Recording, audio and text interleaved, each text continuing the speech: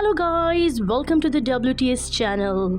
आज हम आपको एक्सप्लेन करेंगे 2023 में आई मूवी नोवेयर। तो कहानी की शुरुआत में हम एक गाड़ी को देखते हैं जहां रेडियो में ये बताया जा रहा था कि गवर्नमेंट के पास खाने पीने की चीजों की किल्लत बहुत ज्यादा हो गई है, यानी कि शहर में खाने पीने की किल्लत बढ़ गई थी। इसीलिए उन्हें बच्चों और जो औरत जो माँ बनने वाली है उनको मारने का कदम उठाना पड़ रहा है ताकि और पॉपुलेशन या आबादी और ना बढ़े। फिर हमें उसी गाड़ी से एक आदमी को निकलते दिखाया जाता है जो कुछ लोगों को इस जगह लाया होता है। उन्हीं लोगों में एक कपल था, मिया नाम की लड़की अपने हस्बैंड के साथ थी। ये सब लोग अब एक कंटेनर में बैठ जाते हैं। वहीं एक औरत भी बैठी होती है जो टैब में ये खबर देखती है कि गवर्नमेंट बच्चों और प्रेग्नेंट वुमेन्स को मार रही है। ये सब देखने के बाद मिया बहुत उदास हो जाती है क्योंकि वो भी माँ बनने वाली थी। इसलिए मिया और उसका हस्बैंड जिसका नाम निकू होता है वो इस कंटेनर में बैठकर इस शहर को छोड़कर जा रहे थे। निकू मिया को एक चॉकलेट देता है और कहता है तुम इस चॉकलेट को तब खाना जब हम हमारा पूरा सफर तय कर लेंगे और दूसरे मुल्क पहुंच जाएंगे जहां पर हम अपने बच्चे के साथ बहुत खुश रहने वाले हैं। दरअसल इस बच्चे से पहले मिया की एक बेटी भी थी जिसको पुलिस ने मार दिया था। अब अचानक से इनके कंटेनर का दरवाजा बजने लगता है। जब निकू देखने जाता है तब अचानक से दरवाजा खुल जाता है और तभी ही बहुत सारे लोग उस कंटेनर में घुस गए थे। और तभी बाहर खड़ा आदमी जिसके हाथ में गन थी वो कहता है कि आधे लोग बाहर आओ, हमारा दूसरा कंटेनर आ रहा है, बाकी लोग उसमें जाएंगे। तभी वहाँ पर निकू को भी गन दिखाकर उस कंटेनर से बाहर निकाल दिया जाता है। मिया कंटेनर के होल से देखती है कि निकू को 107 नंबर के कंटेनर में भेजा जा रहा था। निकू तब मिया को कॉल करता है और कहता है कि फिक्र मत करो, हम दोनों एक ही जगह पर जा रहे हैं, हम दोनों वापस इकट्ठे हो जाएंगे, बस तुम इस सफर के दौरान अपना और मेरे बच्चे का ख्याल रखना और इर्द गिर्द किसी भी इंसान पर भरोसा मत करना। तभी मिया का कंटेनर चलने लगता है। मिया कंटेनर के सुराग से देख ही रही होती है कि वहाँ पर बाहर औरतों को जमा कर खासतौर से प्रेग्नेंट औरतों को मारा जा रहा था। कुछ देर बाद कंटेनर रुक जाता है क्योंकि कुछ ऑफिसर्स ने कंटेनर को तलाशी के लिए रोक लिया था। अब कंटेनर को खोल के जब चेक किया जाता है तो वो उन्हें पूरा खाली मिलता है। दरअसल इस कंटेनर में छुपने की खुफिया जगह थी, सभी लोग वहीं पर छुप गए थे। ऑफिसर जब गोली चलाता है तब उसे भी पता चल गया था कि अंदर खाली बहुत सारी जगह है। अब पुलिस ऑफिसर उधर कहता है कि देखो सभी लोग बाहर आ जाओ वरना तुम्हें ऐसे ही मार दिया जाएगा। ये सुनकर मिया उस कंटेनर के ऊपर डब्बे के अंदर चढ़ गई थी और तभी एक लड़की अपनी जान बचाने के लिए वहाँ का दरवाजा खोल देती है। जैसे ही वो बाहर आती है ऑफिसर उसके सर पर गोली मार देता है और एक एक करके सबको मार दिया जाता है। सबको खत्म करने के बाद ऑफिसर कहता है कि लाशों को ठिकाने लगाने के बाद यहाँ पर कंटेनर में साफ सफाई करके कंटेनर को शिप में भेज दिया जाए। ऑफिसर के आदमी ऐसे ही करते हैं। मिया जो ऊपर जाकर छुप गई थी अब वो नीचे आती है और निकू को फोन लगाकर बात करने की कोशिश करती है मगर निकू का फोन बंद आ रहा था। इस चीज से मिया बहुत ज्यादा परेशान हो गई थी। फिर वो वहाँ मरे हुए लोगों के सामान को देखने लगती है जो वहाँ कंटेनर में थे। उसे एक बैग से ड्रिल मशीन, चाकू और लाइट मिलती है और भी बहुत सारी चीजें थी। मिया का कंटेनर शिप में रखवा दिया जाता है। रात भी हो गई थी तभी समुद्र में तूफान आ गया था। उस तूफान की वजह से मिया का कंटेनर जोर जोर से हिलने लगता है। वो मदद के लिए जोर जोर से चिल्लाती है मगर यहाँ पर कोई भी उसकी आवाज सुनने वाला नहीं था। कंटेनर अब बहुत जोर से हिलने लगा था जिस वजह से मिया का सर एक बॉक्स पर लगता है जिसकी वजह से वो बेहोश हो जाती है। अब सुबह हो गई थी। मिया को जब होश आता है वो देखती है कि उसका कंटेनर बाकी सारे कंटेनर्स की तरह समुद्र में डूब रहा था। वो निकू को कॉल करने की भी कोशिश करती है मगर उसका फोन भी टूट चुका था। पास ही उसे बहुत सारे लोगों की चिल्लाने की आवाज आ रही थी। ये आवाज कंटेनर में बंद लोगों की थी जो मदद के लिए चिल्ला रहे थे।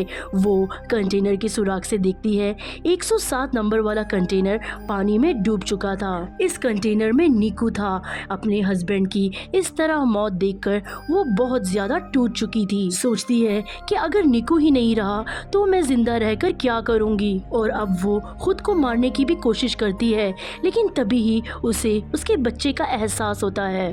वो अपने बच्चे के बारे में सोचने लगी थी, इसलिए मरने का इरादा बदल देती है। वो यही सोचकर खुश होने लगती है कि बहुत जल्द इस दुनिया में उसका और निकू का बच्चा आने वाला है। यही सोचते सोचते वो सो जाती है और जब वो सुबह उठती है तब उसके कंटेनर में पानी भर चुका था। वो डूब रही होती है। वो पानी से निकलने की कोशिश करती है पर नहीं निकल पाती और तभी उसकी आंख खुल जाती है। मतलब ये एक सिर्फ सपना था।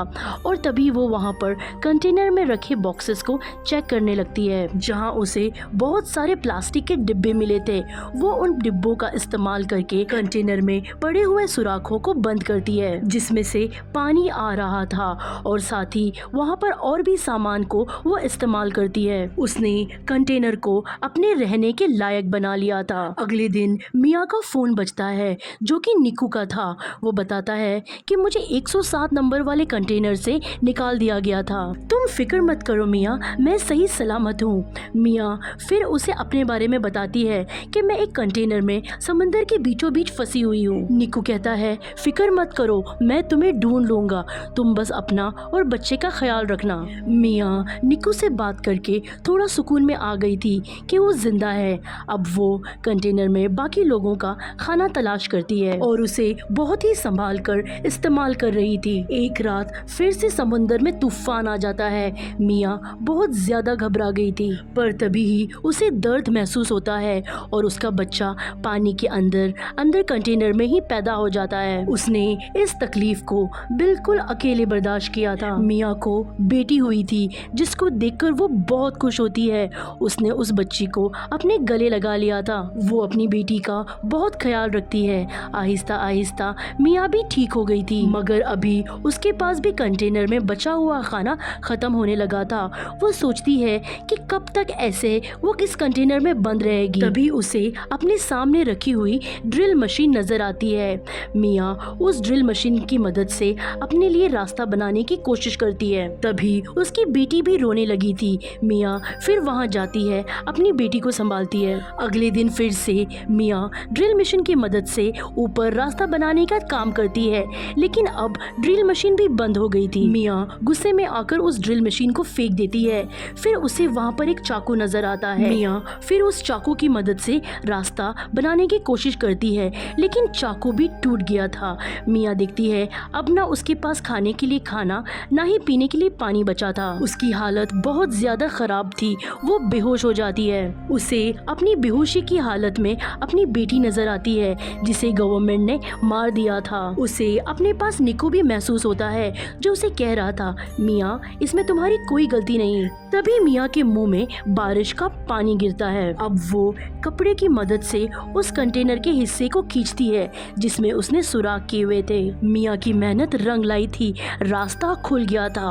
वो पहले तो डब्बों में पीने का पानी भरती है और फिर जब वो कंटेनर से बाहर आती है तब वो देखती है कि उसका कंटेनर समंदर के बीचों बीच था, जहाँ पर दूर दूर तक कोई नहीं था। फिर वो अपनी बेटी को ऊपर लाकर समुंदर और आसमान दिखाती है और अपनी बेटी से कहती है कि हम यहाँ से जरूर निकलेंगे। फिर तभी उसे समुद्र में मछली दिखाई देती है। मिया को मछली देखकर एक आइडिया आता है। वो मछली पकड़ने का एक कांटा बनाती है। मिया उस कांटे की हेल्प से मछली पकड़ने की बहुत कोशिश करती है, मगर उससे एक भी मछली नहीं पकड़ी जाती। वो बहुत थक जाती है, थक कर रोने लगती है और वहीं पर लेट जाती है। तभी उसे आसमान पर एक प्लेन दिखाई देता है। फिर वो नीचे जाकर नीचे से एक कांच का टुकड़ा लाती है ताकि वो उसके रिफ्लेक्शन से प्लेन को अपनी तरफ बुला सके। लेकिन जल्दी जल्दी में कंटेनर का टूटा हुआ टुकड़ा मिया के पैर पे लग जाता है, लेकिन फिर भी वो हिम्मत नहीं हारती। जब भी वो उस कांच को प्लेन की तरफ करती है तब वो प्लेन जा चुका था। वो मायूस होकर नीचे आ जाती है और अपने जख्मों को सीकर उस पर पट्टी बांध देती है। साथ ही वहाँ पर उसे बहुत सारे ईयरफोन्स दिखाई देते हैं। अब वो सारी रात जागकर ईयरफोन से एक मछली का जाला बनाती है। अगली सुबह वो उसी जाली से मछलियाँ पकड़कर अपना पेट भरती है। अब ऐसे कई दिन वो मछली पकड़ती और अपना पेट भरती। उसने अपने पास रखे डब्बों में भी मछलियाँ पकड़कर रखी हुई थी। वो रोजाना अपना नंबर लिखकर प्लास्टिक के डब्बों में बंद करके बहा दिया करती थी, ताकि कोई तो तो इसे देखकर उसकी मदद के लिए आए। एक रात उसे निकू का फोन आता है जो उसे कहता है कि मुझे माफ कर दो मियाँ, मैं तुम्हें बचाने नहीं आ सका। मेरे कंटेनर को पुलिस ने पकड़ लिया है और मुझे गोली लगी है। मियाँ उसे कहती है निकू हमें बेटी हुई है जो बिल्कुल तुम्हारी जैसी है। वो उसको अपनी बेटी की आवाज भी सुनाती है और तभी ही उसका फोन बंद हो गया था। मियाँ बहुत रोती है और कंटेनर के ऊपर ही सो जाती है। ऐसे ही उसे कंटेनर में रहते 32 दिन गुजर जाते हैं। कंटेनर में जितना भी सामान था उन सबको मियाँ ने इस्तेमाल कर लिया था तो उसके काम आ सका। अब वो कंटेनर के ऊपर डब्बों का इस्तेमाल करके एक छोटी सी कश्ती बनाती है जिसमें उसने अपनी बेटी को लिटा दिया था और वो मछलियाँ जमा करने का काम कर रही थी। तभी उसे वहाँ पर एक परिंदा दिखाई देता है।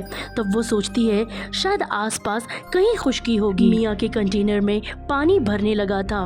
उसकी बेटी की तस्वीर उसी पानी में गिर गई थी। मियाँ जब उस फोटो को लेने जाती है तब उसका पाँव वहाँ की रस्सी में फंस गया था और मियाँ की जो बेटी की कश्ती वो समुद्र में गिर गई थी। मियाँ कैसे भी अपने पाँव को उस रस्सी से छुड़ाकर बाहर आती है लेकिन उसे अपनी छोटी बेटी कहीं पर भी नजर नहीं आती। वो उसे पागलों की तरह यहाँ वहाँ ढूंढ रही थी लेकिन वो उसे कहीं पर भी नहीं मिलती। तभी वहाँ पर मियाँ की बेटी के पास एक बहुत बड़ी व्हेल मछली आती है जो उस पर पानी गिराती है। पानी की वजह से मियाँ की बेटी रोने लगती है।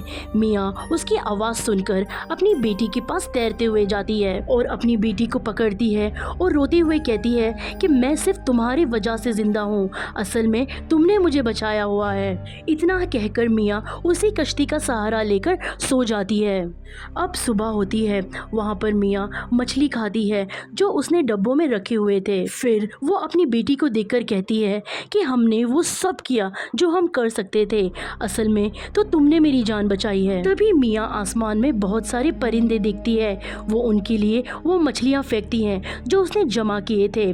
उनके इर्द गिर्द बहुत सारे परिंदे जमा हो गए थे। तभी वहाँ पर दूर पर एक बोट में बैठी लड़की की नजर उन परिंदों पर जाती है। वो अपने डैड को बोट को उस तरफ घुमाने के लिए कहती है। तब वो लड़की अपनी बोट लेकर वहाँ पर पहुँचती है।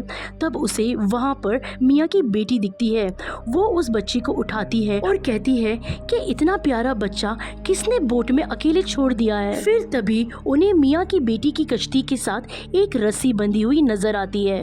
फिर जब वो उस रस्सी को खींचते हैं तब उन्हें पानी में से मियाँ बाहर आती है जो कि बेहोश हो गई थी। मियाँ ने अपनी कमर पर उस रस्सी को बांध लिया था। वो उसे ऊपर खींचते हैं। लड़की वो मियाँ को बचाने की कोशिश करती है क्योंकि मियाँ बेहोश हो चुकी थी। वो लड़की मियाँ को होश में लाने की बहुत कोशिश करती है लेकिन मियाँ होश में नहीं आती क्योंकि बहुत टाइम तक पानी में रहने से उसकी सांस बंद हो चुकी थी। लेकिन जब मियाँ अपनी बेटी की रोने की आवाज सुनती है तब उसे होश आता है। वो उन लोगों से पूछती है कि मेरी बेटी कहाँ पर है। वो लड़की मियाँ के गोद में उसकी बेटी को देती है। वो लड़की के डैड वहाँ पर बोट में मेडिकल मदद बुला रहे थे। मियाँ अपनी बेटी को देखकर बहुत खुश थी कि उसकी और उसकी बेटी की जान को इन लोगों ने बचा लिया। मियाँ अपनी नई जिंदगी के बारे में सोचकर रोने लगती है। मियाँ ने बहुत सारी मुसीबतों का सामना किया लेकिन आखिरकार उसने अपनी और अपनी बेटी की जान को बचा लिया। माँ बनने की ताकत में उसने वो हर काम किया जो उसने कभी सोचा भी नहीं था। एक बहादुर लड़की की तरह उसने कंटेनर में बहुत सारे दिन गुजारे। मियाँ की इसी बहादुरी के साथ ये कहानी यहीं पर खत्म होती है। कहानी अच्छी लगे तो लाइक, शेयर और कमेंट कीजिएगा। Thank you so much for watching.